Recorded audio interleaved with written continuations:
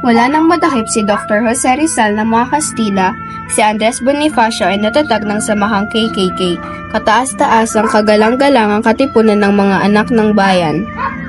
Kasama sina Teodato Arellano at Roman Basa.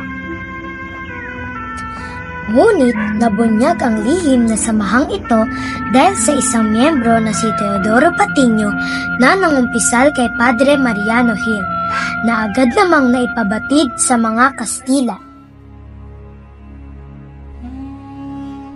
Dahil dito, agad umaksyon ang mga Espanyol upang ipadakip at patayin ang mga miyembro ng katipunan. Sabihin ninyo sa pinuno ng mga konseho, ipinapatawag silang lahat ng Supremo. Bingsyam ng Agosto, nang maglakbay sina Andres Bonifacio kasama ang iba pang mga pinuno patungong Balintawak.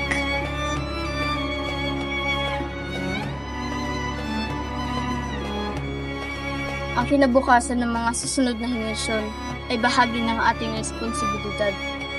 Tayong mga nauna, tayo na may lakas, tayo na nagkakayanang lumaban, tayo na makapagbibigay ng kalayaan para sa kanila.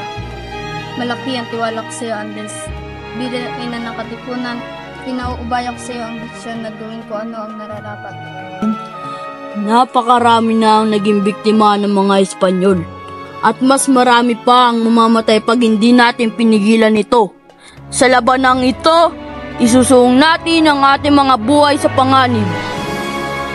Sa gabi ng ika-29 ng Agosto, ay sisimulan na natin ang revolusyon.